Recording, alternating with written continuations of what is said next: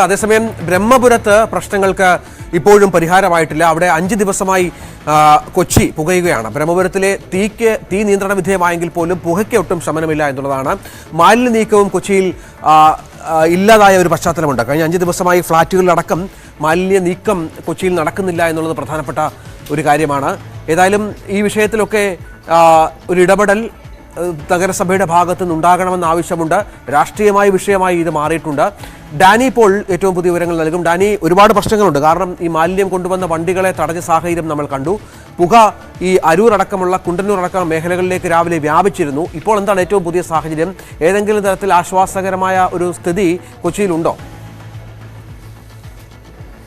ബ്രഹ്മപുരം മാലിന്യ സംസ്കരണ പ്ലാന്റിലെ അഗ്നിബാധ നിയന്ത്രണ വിധേയമാക്കാനുള്ള പരിശ്രമങ്ങൾ അത് തുടരുകയാണ്. വലിയ രീതിയിലുള്ള ഈ അഗ്നിശമന സേന സംവിധാനങ്ങൾ അതെല്ലാം തന്നെ ഇവിടേക്ക് എത്തി. കൂടുതൽ ആളുകൾ ഏതാണ്ട് 200-ലധികം പേര് ഇതിൽ പങ്കെടുക്കുന്നു. 30-ലധികം വാഹനങ്ങൾ ഇവിടേക്ക് വെള്ളം തുടർച്ചയായിട്ട് എത്തിച്ചുകൊണ്ടേയിരിക്കുന്നു. ഇതിൽ അഗ്നിബാധ പൂർണ്ണമായിട്ട് തന്നെ നിയന്ത്രണ വിധേയമാക്കാൻ കഴിഞ്ഞിട്ടുണ്ട്. എവിടെയും തീ കത്തുന്നില്ല. പക്ഷേ ഈ അന്തരീക്ഷം ഇതിൻ്റെ ഈ പുകച്ചുരുളുകൾ ഇനിയും അടങ്ങിയിട്ടില്ല എന്നതാണ്. ഈ പുക വലിയ രീതിയിലുള്ള ആരോഗ്യ പ്രശ്നങ്ങൾ ഉണ്ടാക്കുന്നു എന്നൊരു ആശങ്ക എല്ലാ ഭാഗത്തും തന്നെയുണ്ട്. പക്ഷേ അത് അത്ര പെട്ടെന്ന് ഈ പുക ഇല്ലാതാക്കാൻ കഴിയില്ല. നമ്മൾ കാണുന്നത് ഈ മാലിന്യ സംസ്കരണ പ്ലാന്റിലെ ഏറ്റവും കൂടുതലായി ഈ മാലിന്യം കൊണ്ടുവന്ന് തള്ളിയിട്ടുള്ള ഈ പ്രദേശമാണിത് നമ്മൾ കാണുന്നത്. ഇതിൽ മണ്ണും അതോടൊപ്പം തന്നെ കാലങ്ങളായി ഇവിടെ കിടക്കുന്ന മാലിന്യങ്ങൾ ഇതെല്ലാം തന്നെ കൂടിക്കലർന്ന തീ അത് താഴേക്ക് ഇരിക്കുന്നു. ഇത് തീ കെടുന്നുണ്ടെങ്കിലും പുക കെടാത്തതിൻ്റെ ഒരു കാര്യം താഴേക്ക് തീ പടർന്നിട്ടുള്ളത് കൊണ്ട് പുകഞ്ഞുകൊണ്ടേ ഇരിക്കുന്നു എന്നതാണ്. അതിന് ഈ രീതിയിൽ മാത്രമേ അത് നിർവീര്യമാക്കാൻ ഇല്ലാതാക്കാനും കഴിയുള്ളൂ. അത് മണ്ണ് മാന്തി എടുക്കുന്നതോടൊപ്പം തന്നെ വെള്ളം അതിലേക്ക് പമ്പ് ചെയ്തുകൊണ്ട് പുക ഇല്ലാതാക്കാനേ കഴിയുകയുള്ളൂ. ഇവർ നേരിടുന്ന ഒരു വലിയ പ്രതിസന്ധി എന്ന് പറയുന്നത് ആവശ്യത്തിന് മണ്ണുമാന്തി യന്ത്രങ്ങൾ ഇവിടെ പ്രവർത്തിക്കുന്നത് കാണുന്ന ഈ ആവശ്യത്തിന് മണ്ണുമാന്തി യന്ത്രങ്ങൾ കിട്ടുന്നില്ല എന്നതാണ്. കഴിഞ്ഞ ദിവസം നടന്ന യോഗത്തിൽ ഇവർ ആവശ്യപ്പെട്ടിരുന്നത് 20ഓളം ഇത്തരം ഉപകരണങ്ങൾ ഇവിടേക്ക് എത്തിക്കണം. എങ്കിൽ വളരെ പെട്ടെന്ന് കൊണ്ട് ഇപ്പോൾ കാണുന്ന ഈ പുകച്ചുരുളുകൾ ഉണ്ടാകുന്നൊരവസ്ഥ ഇതെല്ലാം തന്നെ ഇല്ലാതാക്കാൻ കഴിയും. സേന അതിന് തയ്യാറാണ്. ആൾബലമുണ്ട്, സംഘബലമുണ്ട്, ഇതെല്ലാം തന്നെയുണ്ട്. പക്ഷേ ഈ യന്ത്രങ്ങൾ ഉടൻ ലഭ്യമാക്കണം. 20ഓളം യന്ത്രങ്ങൾ വേണം. അത് എത്തിക്കുമെന്ന് പറഞ്ഞിരുന്നു. പക്ഷേ ഇവിടെ ഉണ്ടായിരുന്ന 6 യന്ത്രങ്ങൾ മാത്രമാണ് ഇപ്പോഴും ഉള്ളത് എന്നതാണ് വസ്തുത. ഇവിടേക്ക് പുതുതായി മണ്ണുമാന്തി യന്ത്രങ്ങൾ ഒന്നും തന്നെയും ഇവിടേക്ക് എത്തിയിട്ടില്ല. ഇന്നലെ പറഞ്ഞ വാക്ക് അത് പാലിക്കാനും അധികൃതർക്ക് കഴിഞ്ഞിട്ടില്ല. പക്ഷേ ഉള്ള യന്ത്രങ്ങൾ ഉപയോഗിച്ചുകൊണ്ട് തന്നെ ഇവരുടെ പ്രവർത്തനം തുടർന്നുകൊണ്ടേ ഇരിക്കുകയാണ്. വളരെ പെട്ടെന്ന് പുക അടക്കം ഇല്ലാതാക്കാനുള്ള ഒരു ശ്രമങ്ങൾ കഠിനമായിട്ട് തന്നെ അവർ അത്തരം പ്രവർത്തനങ്ങൾ നടത്തുന്നു. ഒപ്പം നേവിയുടെ ഹെലികോപ്റ്ററുകൾ ഇന്ന് കഴിഞ്ഞ ദിവസങ്ങളിലെന്ന പോലെ മുകളിൽ നിന്ന് വെള്ളം താഴേക്ക് പതിപ്പിക്കുകയുണ്ടായി. എങ്കിലും ഈ രീതിയിലുള്ളൊരു പ്രവർത്തനം കൊണ്ട് മാത്രം ഇത് പൂർണ്ണമായും പുക ഇല്ലാതാക്കാൻ കഴിയുകയുള്ളൂ. ആരോഗ്യ പ്രശ്നങ്ങളുണ്ടായാൽ അത് പരിഹരിക്കുന്നതിന് വേണ്ടി ഈ ഓക്സിജൻ പാർലറുകൾ അടക്കം സജ്ജമാക്കിയിട്ടുണ്ട്. 100ഓളം ഹോസ്പിറ്റൽ ബെഡുകൾ ജനറൽ ആശുപത്രി കേന്ദ്രീകരിച്ച് തുടങ്ങിയിരിക്കുന്നു. ഇന്ന് ഈ പരിസര പ്രദേശങ്ങൾ ബ്രഹ്മപുരത്തും പരിസര പ്രദേശങ്ങളിലുമെല്ലാം 7ാം ക്ലാസ് വരെ അവധി നൽകിയിട്ടുണ്ട്. ആ രീതിയിലുള്ളൊരു ഒരുക്കങ്ങളുണ്ട്. മാസ്ക് ധരിച്ചുകൊണ്ട് ഈ മേഖലയിലുള്ള പുറത്തിറങ്ങണമെന്ന് ജില്ലാ ഭരണകൂടം ആവശ്യപ്പെട്ടിട്ടുണ്ട്. ഒപ്പം ഇവിടേക്ക് മാലിന്യ സംസ്കരണവുമായി മാലിന്യ സംസ്കരണം ഒരു പ്രതിസന്ധിയാണ്. ഇവിടേക്ക് മാലിന്യ സംസ്കരണത്തിനായി എത്തുന്ന വാഹനങ്ങൾ ഇവിടെ പ്രാദേശിക നേതാക്കളുടെ നേതൃത്വത്തിൽ, പ്രത്യേകിച്ച് തദ്ദേശ സ്വയംഭരണ സ്ഥാപനങ്ങളുടെ പ്രതിനിധികളുടെ നേതൃത്വത്തിൽ ഇവിടെ തടഞ്ഞിരുന്നു. ഈ രീതിയിൽ ബ്രഹ്മപുരം പുകയുമ്പോൾ ഇവിടേക്ക് വീണ്ടും മാലിന്യം എത്തിക്കാൻ അനുവദിക്കില്ല എന്ന് നാട്ടുകാർ പറയുന്നു. അവരുടെ വാദം ശരി തന്നെയാണ്. കാരണം ഇവിടെ കൊണ്ടുവന്ന് തള്ളുക എന്നല്ലാതെ മറ്റൊന്നുമില്ല. കാലങ്ങളായി അത് തന്നെയാണ് നടക്കുന്നതെങ്കിൽ കൂടിയും ഇപ്പോൾ ഈ പുകയുന്ന അവസ്ഥ അതെങ്കിലും ഇല്ലാതാക്കിയതിന് ശേഷം മാത്രമായിരിക്കും അത്തരത്തിലുള്ളൊരു കാര്യത്തിനെ അനുവദിക്കൂ എന്നാണ് പറയുന്നത്. എന്തായാലും കഴിഞ്ഞ 5 ദിവസത്തോളമായി എത്തുന്ന ഈ പുക ബ്രഹ്മപുരത്തെ മാലിന്യം ഉണ്ടായിരിക്കുന്ന അഗ്നിബാധ പൂർണ്ണമായും നിയന്ത്രണ വിധേയമാക്കാൻ കഴിഞ്ഞിട്ടുണ്ടെങ്കിലും ഇപ്പോഴുള്ള പ്രശ്നം ഈ പുക ശമിപ്പിക്കുക എന്നതാണ്. അതിനുവേണ്ടിയുള്ള പരിശ്രമങ്ങൾ തുടരുന്നു. അത് വരും ദിവസം തുടരും. പുക ഉണ്ടായും, പക്ഷേ അത് ശമിപ്പിക്കുന്നതിന് വേണ്ടി ഇനിയും ഉപകരണങ്ങൾ ആവശ്യമാണ്. അത് ലഭ്യമാക്കണമെന്ന വലിയൊരു ആവശ്യം കൂടി അഗ്നിശമന രക്ഷാസേന മുന്നോട്ട് വയ്ക്കുകയും ചെയ്യുന്നുണ്ട്. നിലവിൽ ഇതാണ് ഡാനി ഇപ്പോഴാണ് ബ്രഹ്മപുരത്തെ ഏറ്റവും പുതിയ വിവരങ്ങൾ പങ്കുവച്ചത്. സഭയിൽ മറ്റു ചില വിഷയങ്ങളും ചർച്ചയ്ക്ക് വന്നു. അത് ഏഷ്യാനെറ്റിന്റെ കഴിഞ്ഞ ദിവസത്തെ കൊച്ചി ഓഫീസിൽ SFI പ്രവർത്തകർ കടന്നു കയറിയതുമായി ബന്ധപ്പെട്ടായിരുന്നു PC വിഷ്ണുവാണ് ഈ വിഷയത്തിൽ അടിയന്തര പ്രമേയം സഭയിൽ കൊണ്ടുവരാൻ ശ്രമിച്ചത്. മാധ്യമ സ്വാതന്ത്ര്യത്തെ വിലക്കുന്ന ഒരു നടപടിയും ഉണ്ടായിട്ടില്ലെന്നാണ് മുഖ്യമന്ത്രി ഇതിന് മറുപടി പറഞ്ഞത്. SFI അതിക്രമം സംബന്ധിച്ച പ്രതിപക്ഷത്തിന്റെ അടിയന്തര പ്രമേയ നോട്ടീസിലാണ് ഈ മറുപടി. ലഹരി ക്യാമ്പയിനുമായി ബന്ധപ്പെട്ട് ഏഷ്യാനെറ്റ് ന്യൂസ് വ്യാജ വീഡിയോ നിർമ്മിച്ചു എന്ന ഗുരുതര ആരോപണം മുഖ്യമന്ത്രി സഭയിൽ ഉന്നയിച്ചു. അത് മാധ്യമ പ്രവർത്തനത്തിന്റെ ഭാഗമല്ല എന്നും അദ്ദേഹം പറഞ്ഞു. മാധ്യമപ്രവർത്തനത്തിൻ്റെ ഭാഗമായി വ്യാജ വീഡിയോ നിർമ്മാണവും അതിൻ്റെ സംപ്രേഷണവും വരുന്നില്ല. അത് മാധ്യമപ്രവർത്തനത്തിൻ്റെ ഭാഗമല്ല. പ്രായപൂർത്തിയാകാത്ത ഒരു പെൺകുട്ടിയെ അവൾ അറിയാതെ അതിൽ പെടുത്തുക കൂടി ചെയ്തിട്ട് മാധ്യമപ്രവർത്തനത്തിൻ്റെ പരിരക്ഷ വേണമെന്ന് പറയുന്നത് അത് ധീരമായ പത്രപ്രവർത്തനം. എന്താ ഇപ്പം നടക്കുന്നത്? അതല്ലേ നടക്കുന്നത്, അതാണല്ലോ നടക്കുന്നത്. അത് വിൻസെന്റിന് മനസ്സിലായിട്ടില്ലേ? അതിൻ്റെ നടപടികളാണ് ഇപ്പം നടന്നുകൊണ്ടിരിക്കുന്നത്. ആ നടപടിയാണ് നടക്കുന്നത്, അതാണ് മനസ്സിലാക്കുന്നത്. ഇവിടെ പ്രമേയ അവതാരകനും അവിടെ വെച്ച് ഇപ്പോൾ ശബ്ദമുണ്ടാക്കിയ ആളെയും പോലുള്ള വികാരമല്ല മഹാഭൂരിഭാഗം മാധ്യമപ്രവർത്തകരിലുള്ളത്. അതാദ്യം മനസ്സിലാക്കണം. മാധ്യമപ്രവർത്തകരിൽ മഹാഭൂരിഭാഗം ഇത്തരം ദുഷിപ്പുകൾ മാധ്യമരംഗത്തുണ്ടാവരുത് എന്ന് ആഗ്രഹിക്കുന്നവരാണ്. ഇത്തരമൊരു ഘട്ടത്തിൽ ഏതെങ്കിലും ഒരാളെ വാർത്താ സംപ്രേഷണ ജോലിക്കിടയിൽ കൊലപ്പെടുത്തി എന്ന് വിചാരിക്കുക, അത് മാധ്യമപ്രവർത്തനത്തിൻ്റെ ഭാഗമായിട്ട് മാറുമോ? സർ, എവിടത്തേക്കാണ് നമ്മൾ പറഞ്ഞു പോകുന്നത്? മാധ്യമപ്രവർത്തനത്തിൻ്റെ ഭാഗമായി എന്തെല്ലാം ആകാം? അതിൽ നേതമായ കാര്യങ്ങളില്ലേ? എന്തുമാകാമോ? ഇവിടെ ഉണ്ടായ നടപടിയെ BBC റെയ്ഡുമായി താരതമ്യപ്പെടുത്തുകയാണ്. ആ വഴിക്ക് പോകണ്ട. ഇതിന് അതുമായി ഒരു താരതമ്യവുമില്ല. മാധ്യമങ്ങൾ തെറ്റ് ചെയ്താൽ തിരുത്താനും കേസെടുക്കാനും അവകാശമുണ്ട്. പക്ഷേ അത് മാധ്യമങ്ങളെ വേട്ടയാടാനുള്ള അവസരമായി ഉപയോഗിക്കരുതെന്നും പ്രതിപക്ഷ നേതാവ് VD സതീശൻ പറഞ്ഞു. ഈ വ്യാജ വാർത്ത എന്ന് പറയുന്നതിന് അത് ശരിയായിട്ടുള്ള കാര്യമില്ല.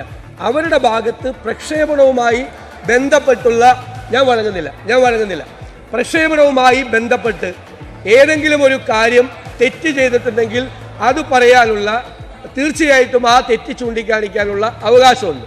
ഇതൊരു വ്യാജ വാർത്തയാണ് എന്ന് പറഞ്ഞുകൊണ്ട് നിരന്തരമായി ഇത് പറയുകയാണ്. സർ, നൗഫൽ ബിൻ യൂസഫ് എന്നാണ് ഈ ഏഷ്യാനെറ്റ് റിപ്പോർട്ടറിന്റെ പേര്.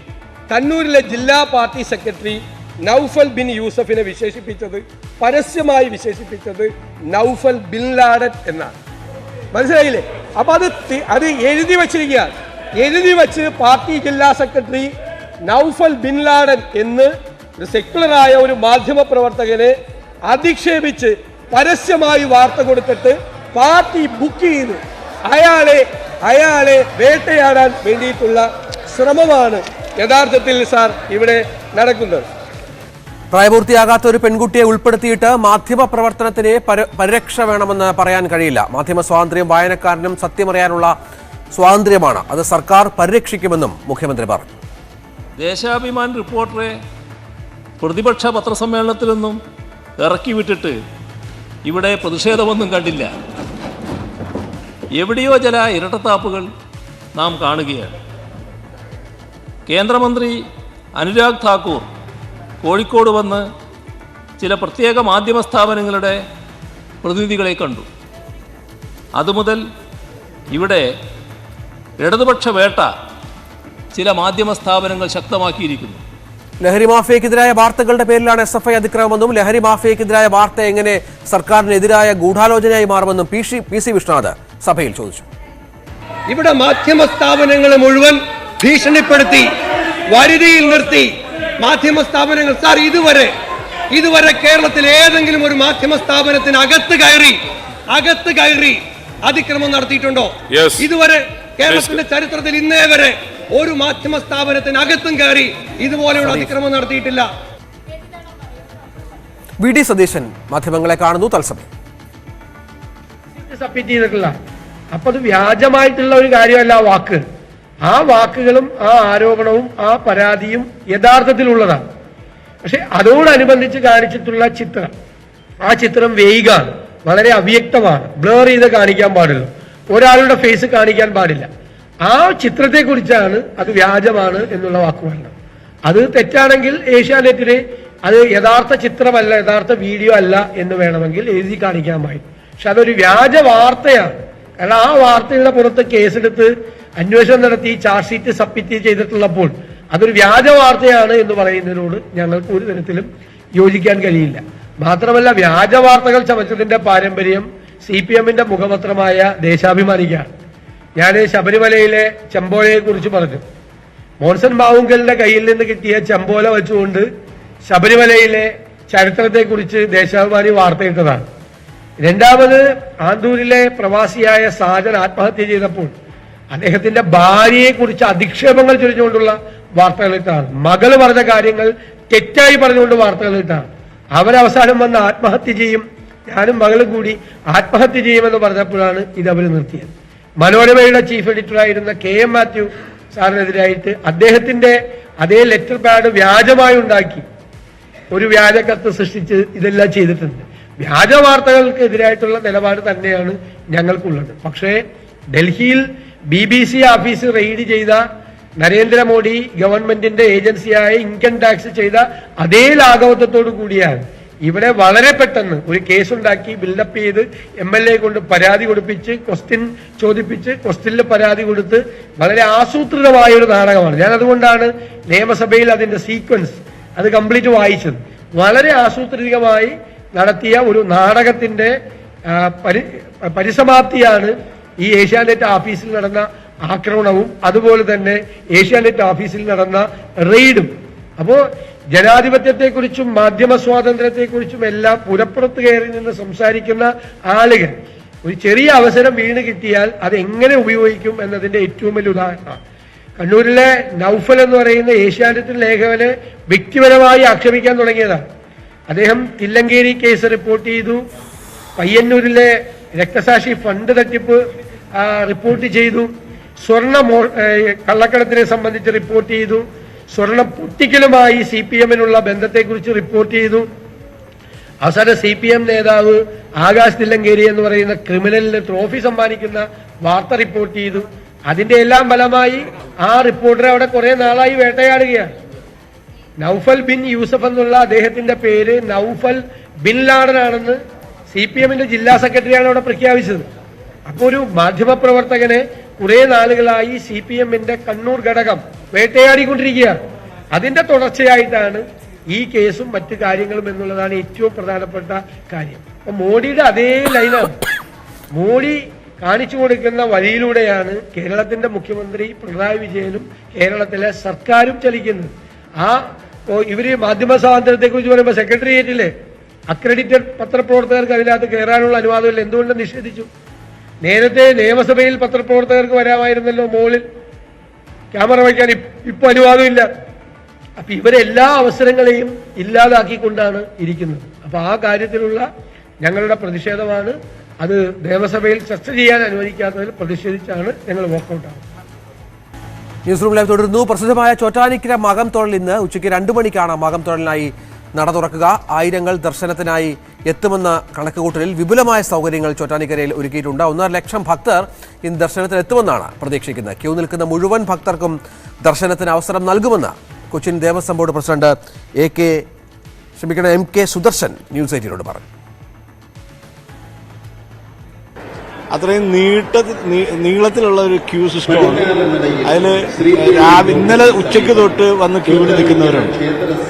അപ്പോൾ അതിന്റെ ആ പ്രയോറിറ്റി അനുസരിച്ച് ആ ക്യൂ സിസ്റ്റത്തിലൂടെ തന്നെയാണ് ഇവരെ ദർശനത്തിന് കൊണ്ടുപോകേണ്ടതെന്നുള്ള രീതിയിലാണ് നമ്മൾ അറേഞ്ച്മെന്റ്സ് ഒരുക്കിയിട്ടുള്ളത്. അവർക്ക് വളരെ സുഗമമായിട്ട് ദർശനം നടത്തി പോകുന്നതിന് വേണ്ടിയുള്ള സംവിധാനമാണ് ഇവിടെ ഒരുക്കിയിട്ടുള്ളത്. സുവി വിശ്വനാഥൻ വിവരങ്ങൾ പങ്കുവെക്കും. സുവി, 1.5 ലക്ഷം ഭക്തർ, സ്വാഭാവികമായും വിപുലമായ ക്രമീകരണങ്ങൾ വേണ്ടിവരും ചോറ്റാനിക്കരയിൽ. സംവിധാനങ്ങളെല്ലാം, ഭക്തർക്ക് ദർശനത്തിലുള്ള സുഗമമായ കാര്യങ്ങളെല്ലാം തയ്യാറാണോ?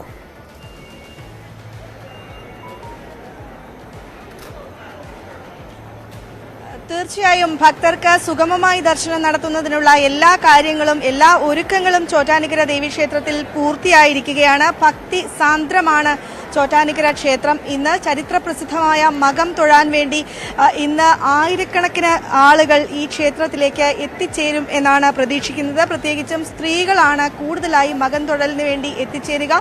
സ്ത്രീകളുടെ നീണ്ട നിര നമുക്ക് ഇവിടെ ദൃശ്യങ്ങളിൽ കാണാൻ സാധിക്കും. ഇന്നലെ ഉച്ച മുതൽ തന്നെ ഈ മകം തൊഴലിന് വേണ്ടി ആദ്യം എത്തുന്നതിന് വേണ്ടി ഇവിടേക്ക് എത്തിയ ഭക്തരുണ്ട്. ഒപ്പം വിപുലമായ ക്രമീകരണങ്ങളാണ് ദേവസ്വം ബോർഡ് ഇവർക്ക് വേണ്ടി ഏർപ്പെടുത്തിയിരിക്കുന്നത്. ഇവർക്ക് തണലൊരുക്കിയിട്ടുണ്ട്, പന്തലൊറ്റിട്ടുണ്ട്, ഫാൻ ഏർപ്പെടുത്തിയിട്ടുണ്ട്, ഒപ്പം വെള്ളം നൽകുന്നുണ്ട്, സ്നാക്സ് നൽകുന്നുണ്ട്. എന്തെങ്കിലും സാഹചര്യത്തിൽ ഈ ഭക്തർക്ക് ഒരു അസ്വസ്ഥത ഉണ്ടാവുകയാണെങ്കിൽ അവരെ ആശുപത്രിയിൽ എത്തിക്കുന്നതിനുള്ള ക്രമീകരണങ്ങൾ ആംബുലൻസ്, ICU ഉൾപ്പെടെയുള്ള ആംബുലൻസുകളും ഇവിടെ സജ്ജീകരിച്ചിട്ടുണ്ട്. പോലീസിന്റെ വിപുലമായ സാന്നിധ്യമുണ്ട്. 600ഓളം പോലീസുകാരെയാണ് ചോറ്റാനിക്കര ക്ഷേത്രത്തിലും പരിസര പ്രദേശങ്ങളിലുമായി വിന്യസിച്ചിരിക്കുന്നത്. ഇതിൽ 200ഓളം പേർ വനിതാ പോലീസുകാരാണ്. ഏതായാലും ഭക്തി നിർഭരമാണ് ക്ഷേത്രത്തിലെ അങ്കണം. നിരവധി സ്ത്രീകൾ ഇവിടേക്ക് ഇന്ന് ദർശനത്തിന് വേണ്ടി എത്തിച്ചേരുകയാണ്. ഇന്നേ ദിവസം ഭഗവതിയിൽ ദേവിയെ തൊഴുതാൽ വലിയ പുണ്യം ലഭിക്കും എന്നാണ് വിശ്വാസം. വില്ലങ്ങുവെങ്കലം സ്വാമിയാർക്ക് ചോറ്റാനിക്കര ഭഗവതി ദർശനം നൽകിയത് മകം നാളിലാണ്. അതുകൊണ്ട് തന്നെ കുംഭമാസത്തിലെ മകം ദിവസം എന്ന് പറയുന്നത് ചോറ്റാനിക്കര ദേവിയെ സംബന്ധിച്ചും ഈ ഭക്തരെ സംബന്ധിച്ചും ഏറെ പ്രാധാന്യം അർഹിക്കുന്നു. നിരവധി ഭക്തർ ഇവിടേക്ക് എത്തുന്ന ഒരു കാഴ്ചയാണ് കാണുന്നത്. നമുക്ക് മറ്റൊരു പ്രത്യേകത എന്ന് പറയുന്നത് നാളിൽ മകം തൊഴാൻ എത്തുന്ന ഭക്തരെ ദേവി ഇന്ന് അനുഗ്രഹിക്കുക വലത് കൈ ഉപയോഗിച്ചാണ്. പ്രത്യേകിച്ചും സാധാരണ ദേവി ചോറ്റാനിക്കര ദേവി ഇടതു കൈ ഉപയോഗിച്ചാണ് ഭക്തരെ അനുഗ്രഹിക്കുക.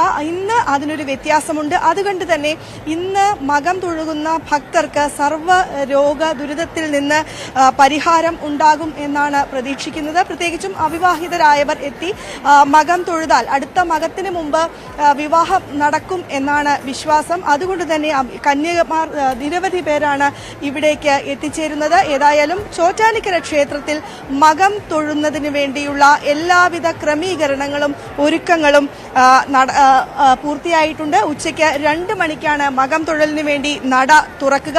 ഇന്ന് രാവിലെ 5:30 ചോറ്റാനിക്കര ഭഗവതിയെയും ശാസ്താവിനെയും എഴുന്നള്ളിച്ചു. ആറാട്ട് കഴിഞ്ഞു. അല്പസമയം മുമ്പ് ഉച്ചപൂജ കഴിഞ്ഞ് നട അടച്ചിരിക്കുകയാണ്. ഇനി നട തുറക്കുമ്പോൾ അത് മകം തൊഴലിന് വേണ്ടിയാണ് നട തുറക്കുക. സ്വർണ്ണ ഗോളങ്ക അണിഞ്ഞുകൊണ്ടുള്ള ദേവിയാണ് ഉണ്ടാവുക. ഒപ്പം തന്നെ സർവാഭരണ വിഭൂഷിതയായിരിക്കും. എല്ലാ അലങ്കാരങ്ങളും ഇന്ന് ചോറ്റാനിക്കര ഭഗവതിക്ക് ഉണ്ടാകും എന്നാണ് കരുതുന്നത്. ചോറ്റാനിക്കര മകം തൊഴലിന്റെ വിശേഷങ്ങളാണ് സൂവി വിശ്വനാഥൻ പങ്കുവച്ചത്. നമുക്ക് ആറ്റുകാലിലേക്ക് വരണം. പൊങ്കാല നിറവിൽ ആറ്റുകാൽ.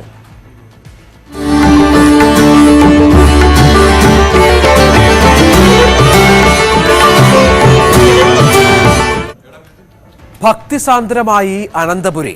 പൊങ്കാലയ്ക്കായി ആറ്റുകാൽ ഒരുങ്ങി. ഇനി മണിക്കൂറുകൾ മാത്രമാണ് ബാക്കിയുള്ളത്. കഴിഞ്ഞ 3-4 ദിവസങ്ങളായി നമുക്കറിയാം ആറ്റുകാൽ ഭക്തരുടെ മയമാണ്. ലക്ഷക്കണക്കിന് ഭക്തരാണ് ആറ്റുകാൽ വന്ന് ദർശന സായുജ്യം അണിഞ്ഞ് മടങ്ങിപ്പോകുന്നത്. നാളെയും വിപുലമായ സംവിധാനങ്ങൾ പൊങ്കാലയുമായി ബന്ധപ്പെട്ട് ഏർപ്പെടുത്തി കഴിഞ്ഞു. നമുക്കറിയാം കോവിഡ് കഴിഞ്ഞിട്ട് കാര്യമായി തന്നെ പൊങ്കാല മഹോത്സവം വരുന്ന ഒരു വർഷം കൂടിയാണിത്. ഐശ്വര്യ അനിൽ തയ്യാറാക്കിയ റിപ്പോർട്ട്. ആറ്റുകാൽ പൊങ്കാലയ്ക്ക് ഇനി മണിക്കൂറുകൾ കൂടിയാകുമ്പോൾ അവർക്ക് ശാരീരിക ബുദ്ധിമുട്ടുകൾ ഉണ്ടാകാനുള്ള ഒരു സാധ്യതയുണ്ട്. അതുകൊണ്ട് അതുമായി ബന്ധപ്പെട്ട ക്രമീകരണങ്ങൾ ഒരുക്കിയിട്ടുണ്ട്. 2 നടപ്പന്തലിൽ നിന്ന് ക്യൂ ഘട്ടം ഘട്ടമായി കടത്തിവിട്ട് ഈ തിരക്ക് നിയന്ത്രിക്കാനുള്ള നടപടികളാണ് ഇപ്പോൾ ഇവരുടെ ഭാഗത്ത് നിന്ന്, പോലീസിന്റെ ഭാഗത്ത് നിന്ന് ഉണ്ടായിക്കൊണ്ടിരിക്കുന്നത്. എന്തായാലും അവർക്ക് വേണ്ട, നേരത്തെ എത്തിയത് കൊണ്ട് തന്നെ അവർക്ക് വേണ്ട ഭക്ഷണവും ശുദ്ധജലവും അടക്കമുള്ള കാര്യങ്ങൾ ഇവിടെ ഒരുക്കിയിട്ടുണ്ട്.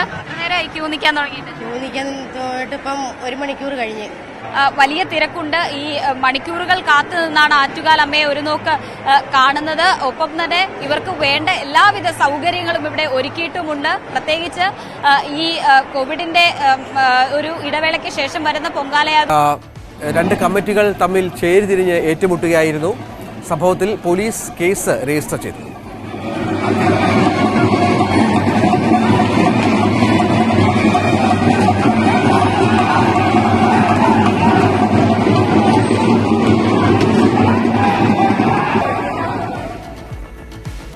ന്യൂസ് ന്യൂസ് റൂം ലൈവ് തുടരുന്നു. ആലപ്പുഴ ചെറിയനാട് CPM SDPI ബന്ധത്തെ തുടർന്ന് രാജി നൽകിയ പ്രവർത്തകരെ അണിനയിപ്പിച്ച് പാർട്ടി നേതൃത്വം. ചെങ്ങന്നൂരിൽ നിന്നുള്ള ജില്ലാ കമ്മിറ്റി അംഗങ്ങളായ R രാജേഷ്, MH റഷീദ് എന്നിവർ വിട്ടുനിൽക്കുന്നവരുമായി കൂടിക്കാഴ്ച നടത്തി.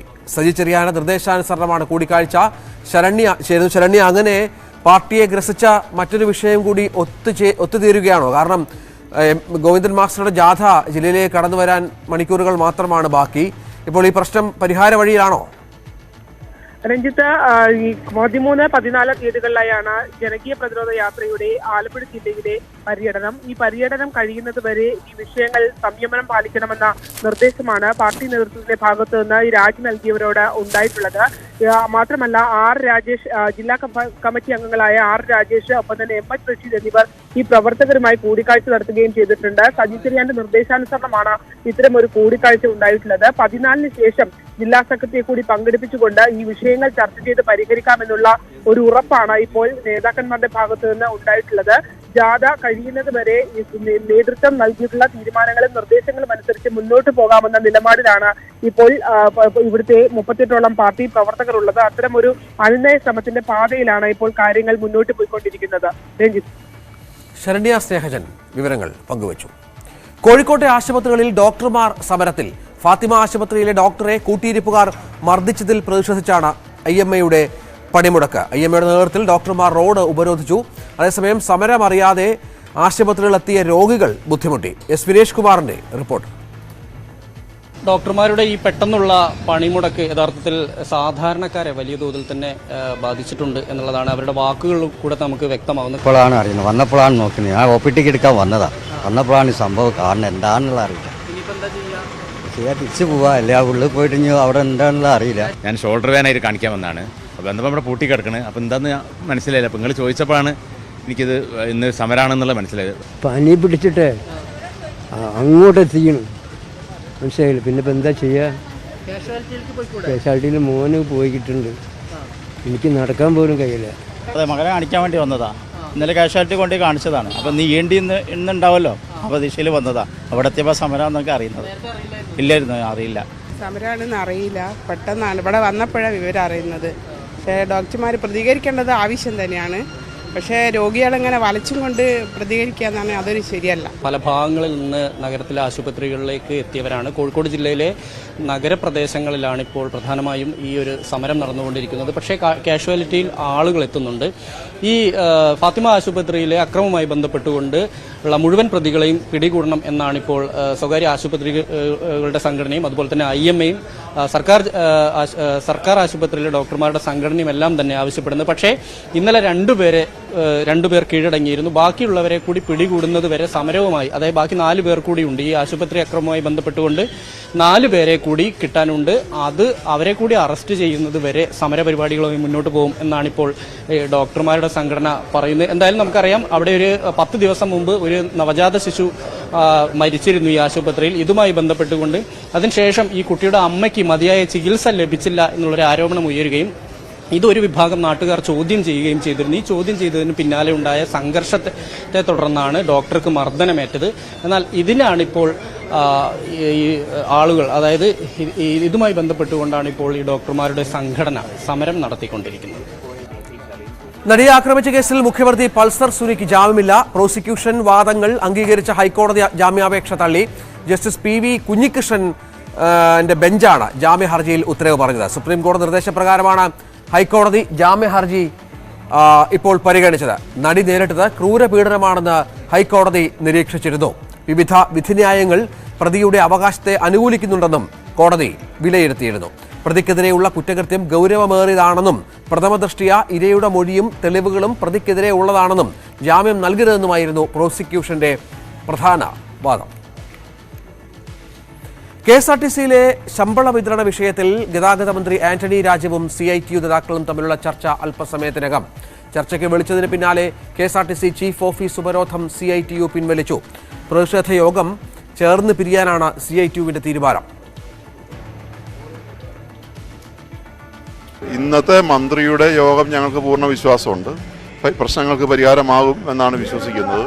ഇനി പരിഹാരമാകുന്നില്ല എങ്കിൽ 14-ാം തീയതി ഭാരവാഹി യോഗവും 15-ാം തീയതി ജനറൽ കൗൺസിൽ യോഗവും ചേരുന്നുണ്ട്. ആ യോഗങ്ങളിൽ വെച്ച് ഭാവി സമരത്തെ സംബന്ധിച്ച് മറ്റ് ലീഡർഷിപ്പും ഒക്കെ ആയിട്ട് ആലോചിച്ച് വേണ്ട തീരുമാനമെടുക്കും എന്ന കാര്യത്തിൽ സംശയം വേണ്ട. ന്യൂസ് റൂം ലൈവ് തുടരും ഇടവേളയ്ക്ക് ശേഷം.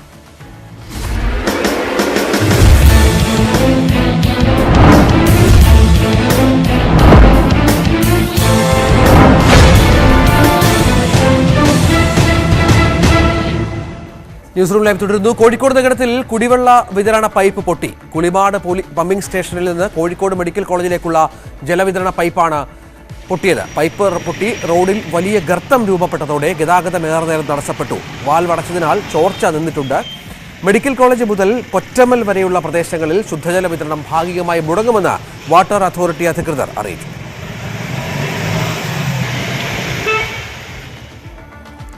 വയനാട് ലക്കിടിയിൽ മാവോയിസ്റ്റ് CP ജലീൽ പോലീസ് വെടിവെപ്പിൽ കൊല്ലപ്പെട്ടിട്ട് ഇന്നേക്ക് 4 വർഷം.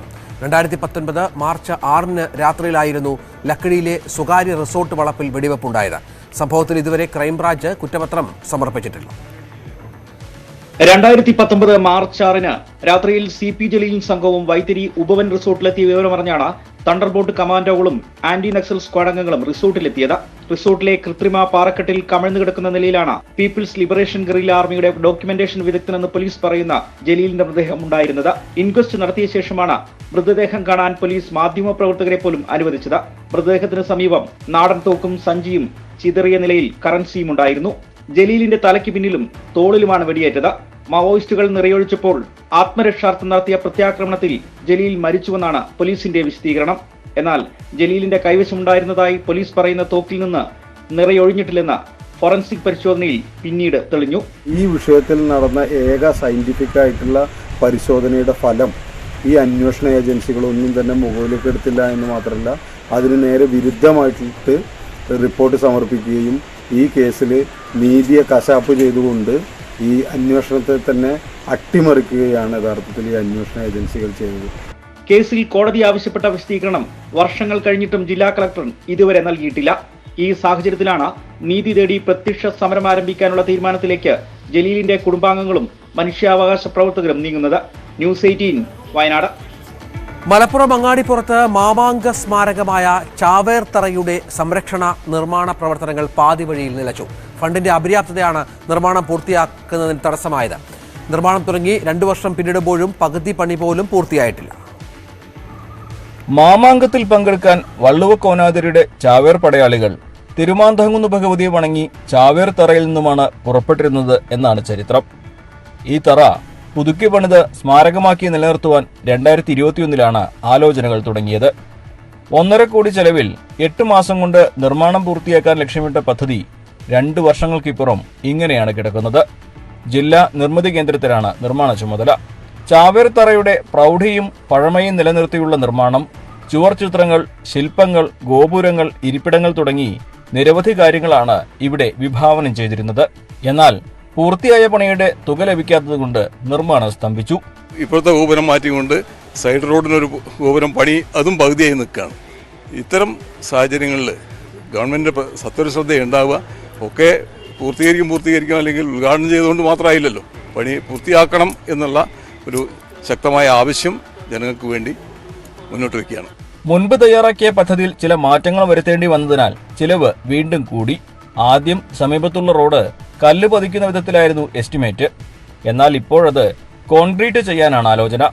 ചുരുക്കത്തിൽ മുൻപ് കണക്കാക്കിയ തുകയ്ക്ക് പദ്ധതി യാഥാർത്ഥ്യമാകില്ല. പുതുക്കിയ തുകയ്ക്കുള്ള അനുവാദം എന്ന് ലഭിക്കുമെന്നോ നിർമ്മാണം എന്ന് പുനരാരംഭിക്കാനാകുമെന്നോ ആർക്കും ഒരു നിശ്ചയവുമില്ല. ചരിത്രത്തെ സംരക്ഷിക്കാനുള്ള നടപടികൾ നിലവിൽ മാമാങ്ക സ്മാരകത്തെ അപമാനിക്കുന്ന അവസ്ഥയിലാണുള്ളത്. അങ്ങാടിപ്പുറത്തുനിന്നും അഖിലോട്ടുപാറയ്ക്കൊപ്പം CV അനുമോദ്, ന്യൂസ് 18. ഉത്തർപ്രദേശിലെ ഉമേഷ് പാൽ വധക്കേസിലെ പ്രതിയെ ഏറ്റുമുട്ടലിൽ കൊലപ്പെടുത്തി പോലീസ്. വിജയ് ചൌധരി എന്നറിയപ്പെടുന്ന ഉസ്മാനാണ് പ്രയാഗ്രാജിലുണ്ടായ ഏറ്റുമുട്ടലിൽ കൊല്ലപ്പെട്ടത്. ഇന്ന് രാവിലെ 5:30 സംഭവമുണ്ടായത്. കഴിഞ്ഞ ആഴ്ചയാണ് ഉമേഷ് പാലും സുരക്ഷാ ഉദ്യോഗസ്ഥനും വെടിയേറ്റ് മരിച്ചത്. BSP MLA രാജു പാൽ വധക്കേസിലെ പ്രധാന സാക്ഷിയായിരുന്നു ഉമേഷ് പാൽ. കേസിലെ മറ്റൊരു പ്രതിയായ അർബാസും കഴിഞ്ഞ ആഴ്ച ഏറ്റുമുട്ടലിൽ കൊല്ലപ്പെട്ടിരുന്നു. കേസിലെ ചില പ്രതികളുടെ വീടുകൾ ബുൾഡോസർ ഉപയോഗിച്ച് പ്രയാഗ്രാജ് ഭരണകൂടം തകർത്തിരുന്നു. ന്യൂസ് റൂം ലൈവ് തുടരും ഇടവേളയ്ക്ക് ശേഷം.